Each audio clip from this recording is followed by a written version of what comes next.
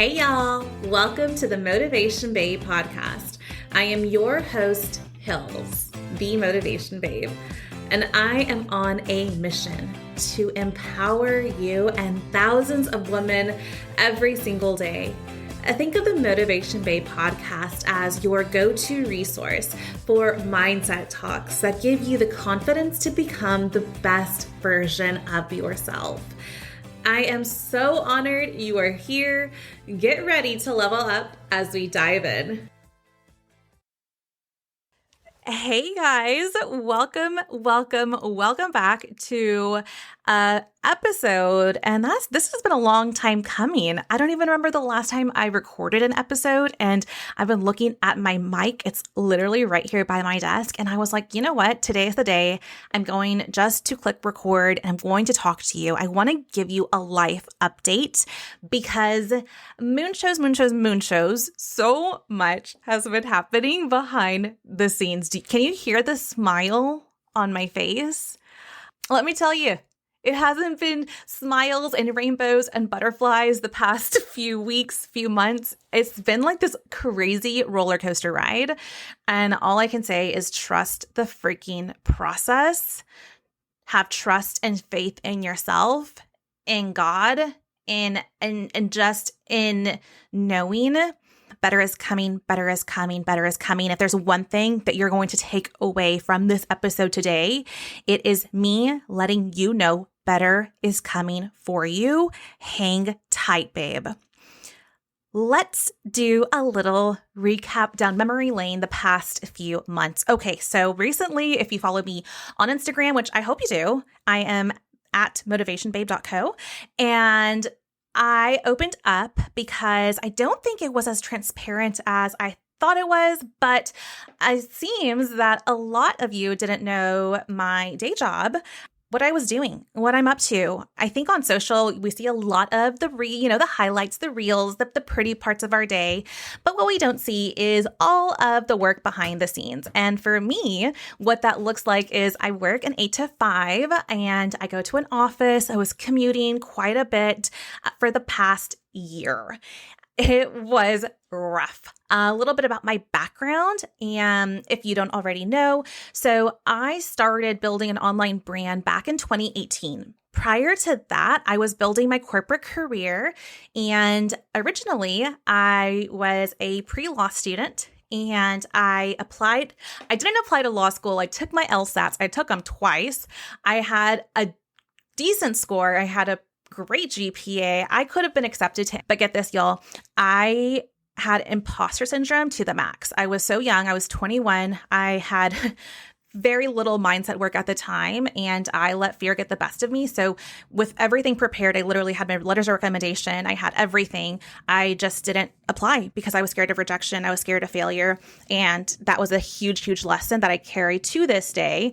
And I never want to experience that again. That was probably, if I would say, I don't want to say it's the biggest mistake, but it's something that I regret to this day. And there's always room for law school to happen in the future. And we'll see. But that was the original goal.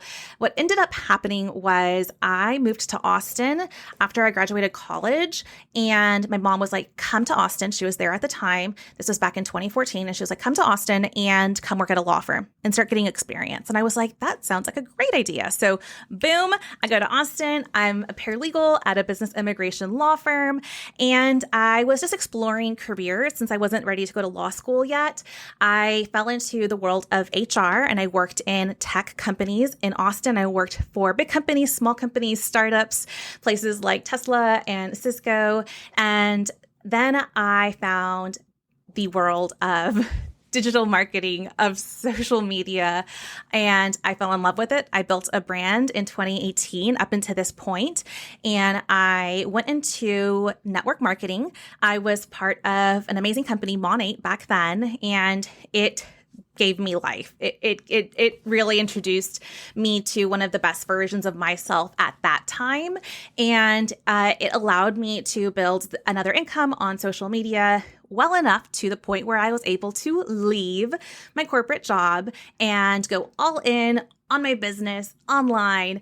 Um, it's kind of funny, as you look back on things. Was I fully prepared to make that leap? No, but it was the big message back at the time. And we're going to talk about that here in a minute. Like, go all in on your business. And if you're a business owner, you know how I feel that the message is go all in on your business, quit your 8 to 5, support yourself. If you go all in and your back's against the wall, you'll make it work. I think there's two sides to that story, honestly.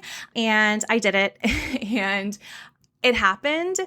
I ended up pivoting out of the company. I started to build my own coaching business, and I did not have the infrastructure set up. I did not have the know-how. I mean, it was like I was starting from the ground up, and it was hard. It was challenging, and I ended up putting myself, in a position that it was just too hard, y'all. I was literally just had a very scarcity type of mindset, to be, full honest and transparency. I wasn't fully prepared to be a full-time business owner after making the pivot.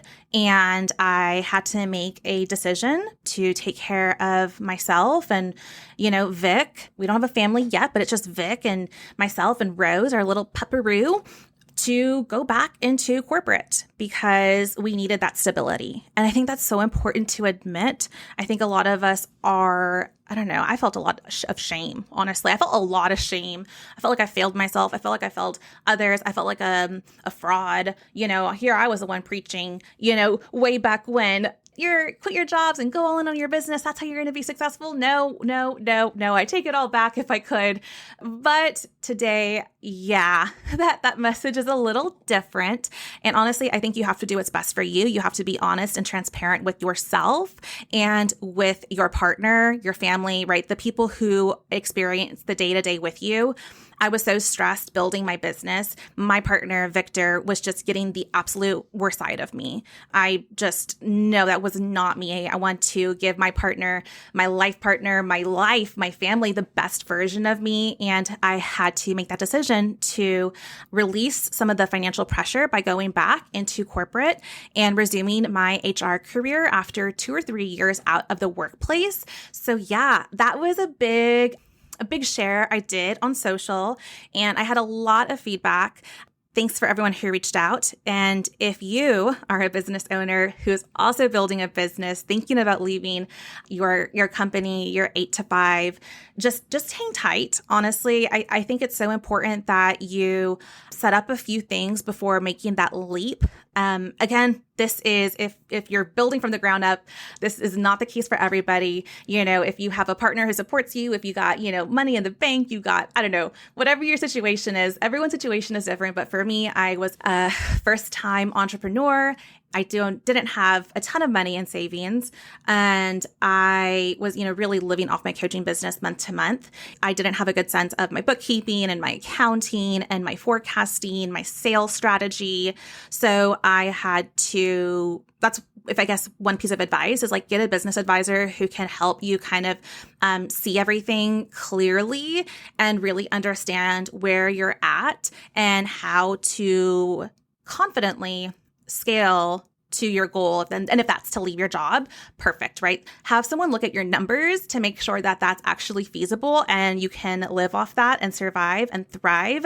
And ultimately for me, I just need abundance. That's when I do best, is when I feel abundant, abundance in money, in income, in revenue streams, abundant in opportunities and experiences, and doing things and travel. Like I feel my best when I'm abundant, and that means I need to have multiple revenue streams to make that happen and to keep the lifestyle that I need. So going back to corporate for the past year has allowed that to happen. It really has. It's given me so much abundance, and that's freed up a lot of the pressure I had on my business to perform. It's given me this window of creativity again. It's giving me time to reflect and to invest into the right resources to help support me. So let's fast forward a bit. Recently, the newest things I've been working on and I've shared with y'all it's just been incredible. I could have never anticipated building an app. Yeah, I'm building an app. I am no tech guru. This is the first time I'm doing this. Look, I just had this vision. I wanted an ecosystem where anybody could plug in and take what they need. And I fell in love with like an app ecosystem after using Melissa Wood Health app. It's just like everything I need in there when I want to feel good. I can scroll through like her blogs. I can look at, workouts. I can see programs. I can do my own challenges. I can attend a live class. Like I wanted to recreate that for you. And that's what's in development right now. I would say it's like, 50% done. The next part is really putting all of the goodness, all of the magic in it, but I absolutely love it and I can't wait to release that. And hopefully that will be coming before year end. I had a target date of October 2024. And in just all honesty, I think it's so important that whenever you're launching, whenever you're doing something, like you put a date on it, if you got to adjust the date, adjust the date. Like you don't got to, I don't know, this is just me, but I just felt a little bit of pressure because I had to be working 8 to 5, commuting. I just had to like reassess my timeline and that just wasn't possible for me. So we pushed that out a little bit and I'm really close to being done and sharing that with the world. So yeah, I do have a link in the bio. Go check it out. Get on the wait list and maybe you'll be a founding member and I would love to have you in the Becoming Her app. So Becoming Her is going to be the first self-development app made for women using evidence-based strategies. This is no fluff. This is the real stuff to help you transform your life. And recently, just continuing to work with my business mentors and advisors as I continue to dream big and develop meaningful and impactful programs on a larger scale. So more to come on that, but just know there's always something in the works. And all I have to say is if you have an idea, you have a project, you have something you want to do, like brain dump it, brainstorm it, whiteboard it, put it on paper and have someone who you can bounce it off of as a soundboard. What I have found is I've had so many ideas the past year and I just had to sit on them for a minute. Months later, like I circled back to it and it made sense to integrate it into another project. So look, trust the process. That's how we started this episode, right? Trust the process because it was me deciding and choosing to trust the process a year ago when I was at my lowest of lows, when I felt like a complete fraud, when I carried so much shame and guilt.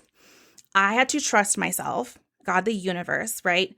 That this was the best decision for me to go back to corporate and everything else would fall into place. I would figure everything else out with my business, with podcasting, with the brand. I would figure everything else out. I just needed to take a pause. I needed to take a breather. I needed to alleviate the stress and the pressure. And I had to trust myself. Guys, it was not pretty. I did not love what I was doing. I did not love commuting. I did not know. Like, oh my gosh, like it was one of the hardest things I had to do, but I did it. And I remember commuting. I would commute from San Antonio to Austin. And when I would commute, every morning as I would see like the sunset, literally guys, I would leave my house by 6:30 to be in an office by 8 o'clock in Austin. Sometimes it would take me up to 2 hours to drive one way. Okay. And like, I just remember feeling like I have to be here right now. Like pay your dues. You have to be here. Also like knowing and feeling like this isn't going to be forever. So right now, if you're in a place, if you're in a moment, if you're in a chapter of your life that is just like everything you don't want, right? It's just the polar opposite. You're like, how did I get here? Okay. Can you trust and believe and know that this moment is temporary? Do you realize that better is coming? Do you have that faith? What is that saying? We stay stuck if nothing changes. If nothing changes, nothing changes, right? So what I did was I had to change some of the internal things, that internal dialogue, the mindset, the work I was doing. I had to change a lot. I had to shed a lot. I love to shed the old versions of me and step into the new version of me. And maybe that's what you're doing right now. Or maybe you're thinking like, what is it that I have to do to overcome this chapter, to turn a new page? And I'm going to tell you this, whatever dreams and goals you have, I think it's so important to hold the vision for yourself. Even when it feels like, how in the world am I going to make this actually happen right now? Don't worry about the how. It's just so important to hold the vision. And if you can see that vision every single day, Every single day before I go to bed, I visualize the vision, that big vision for my life. I don't know how, I don't know when, I don't know what is going to happen to get there, but I just know because I can see it in my mind, I can have it in my life. And so can you. So hold the vision. That's where you start. And then you brain dump. You put everything on a piece of paper. You put all your feelings out there, right? How you feel, honor your feelings, stop suppressing things, seek the help you need, whether that's through therapy, coaching, mentorship, an advisor, and an accountant. I don't know, right? But make a plan of action for yourself. And all you got to do is take 3 steps. If you can identify 3 steps, that is the goal for you. So wherever you are, as you're listening to this episode, please understand better is coming. This isn't forever. And if I could make it through a year-long worth of absolute, I don't even have the word, like it was just the worst time for me, professionally speaking, and everything else, taking that leap of faith and trusting and putting myself in the right position to do the right things, to meet the right people, to take the inspired action, to actually build, go, and do without worrying about the how has led me a year later to an absolutely beautiful place. I literally, I posted a story today. Like, I have no words to describe how I feel at this very moment because of things that have transpired the past few weeks. I want this for you. I want this for everybody. Your transformation is waiting. Better is coming for you.